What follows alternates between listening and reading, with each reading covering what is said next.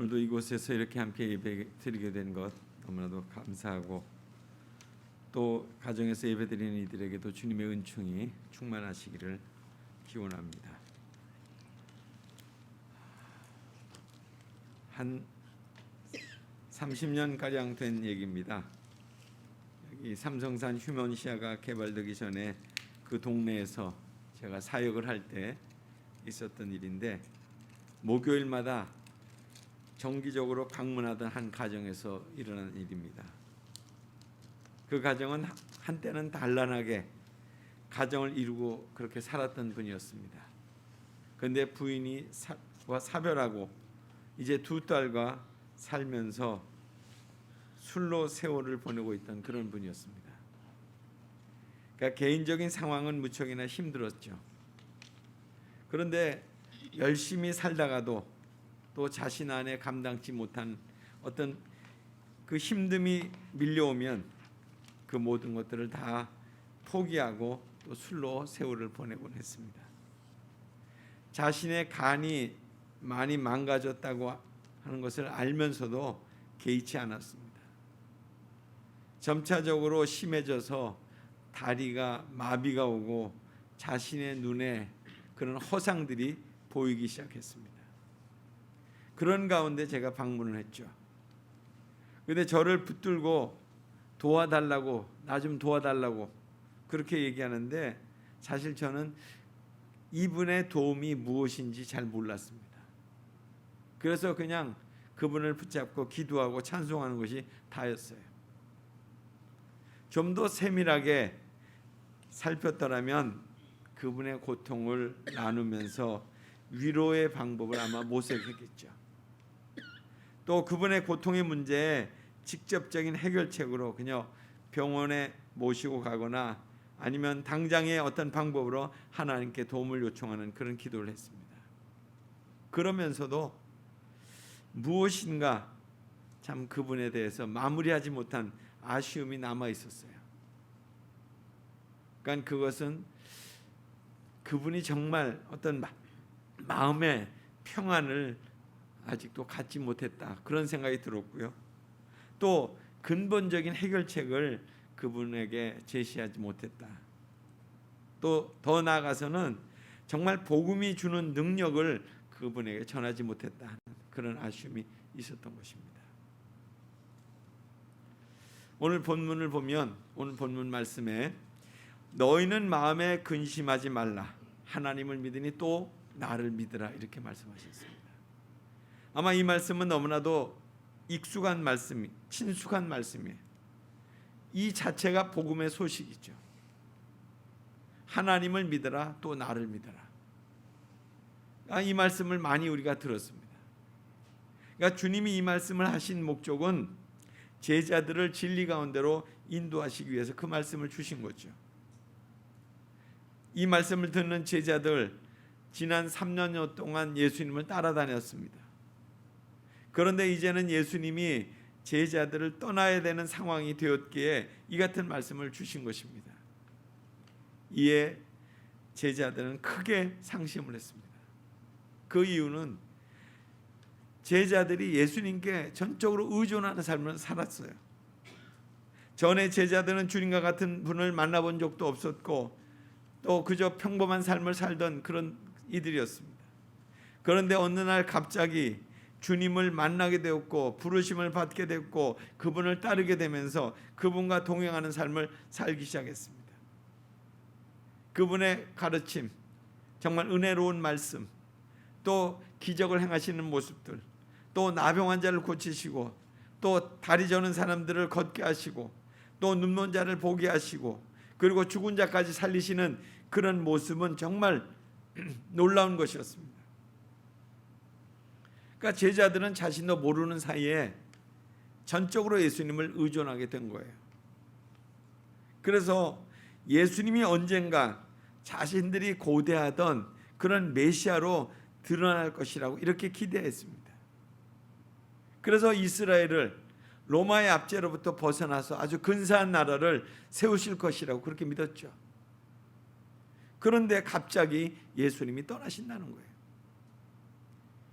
이로 인해서 자신들은 속은 듯 또 기만당한 듯 그런 느낌이었습니다. 그러나 제자들이 이런 생각을 하고 계시는 것도 주님은 알고 계셨어요. 제자들이 신난해하고 불행해하는 것을 아셨기 때문에 이 같은 말씀을 하신 거예요. 예수님은 제자들의 마음의 근심을 다루시면서 영광스러운 위로의 말씀을 주고 계시는 것입니다.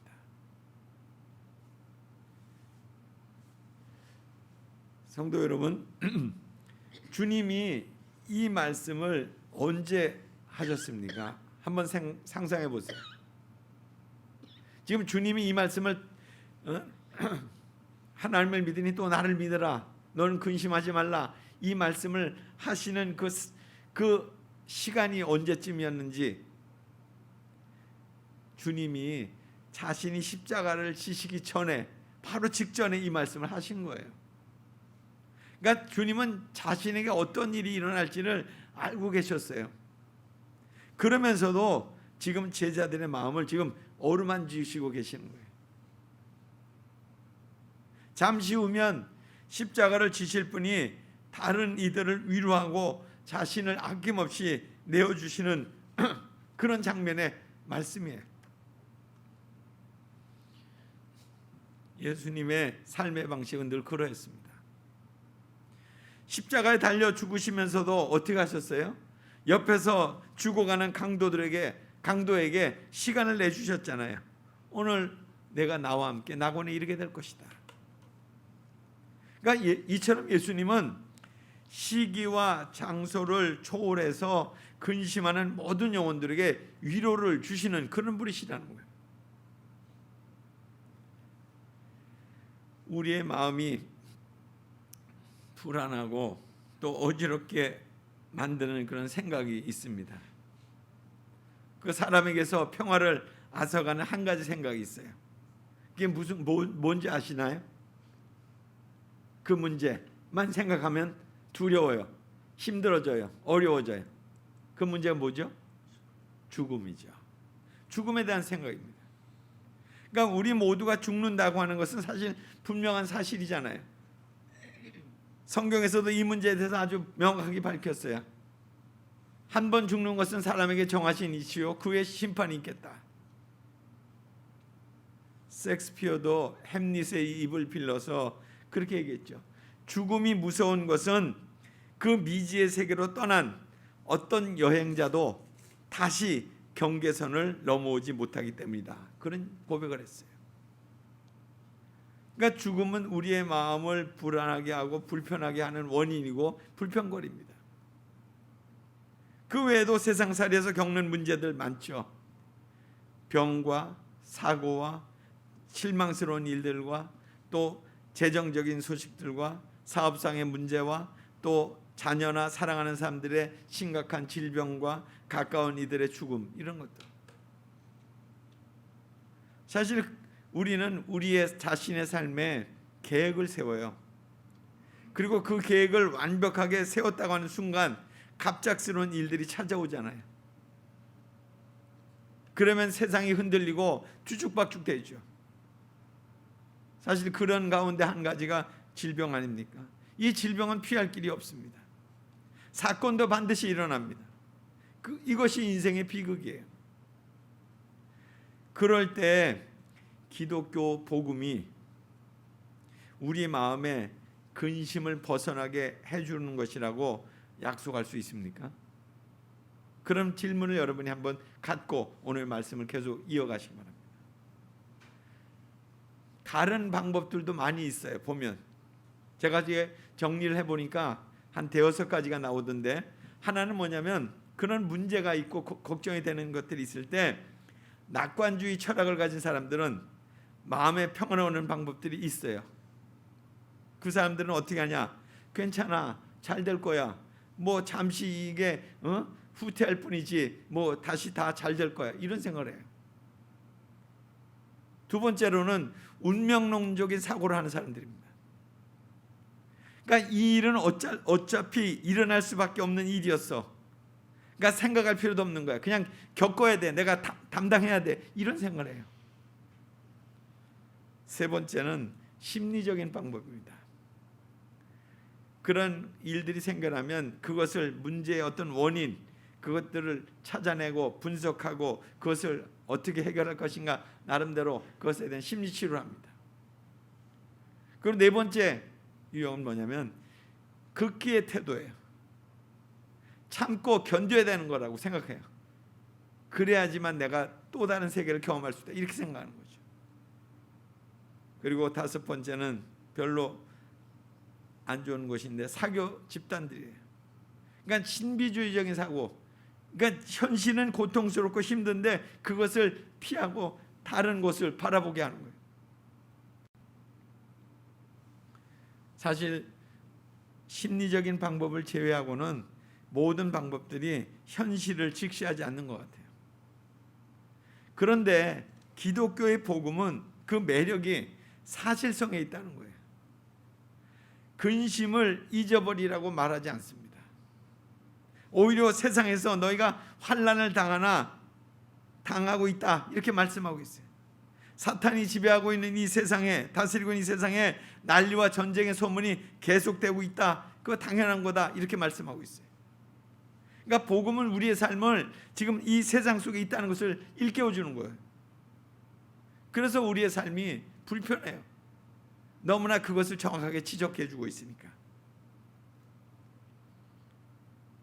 심리학은 잠시 근심을 잊게 만들지만 복음은 우리를 현실과 이렇게 딱 대면시키고 있어요.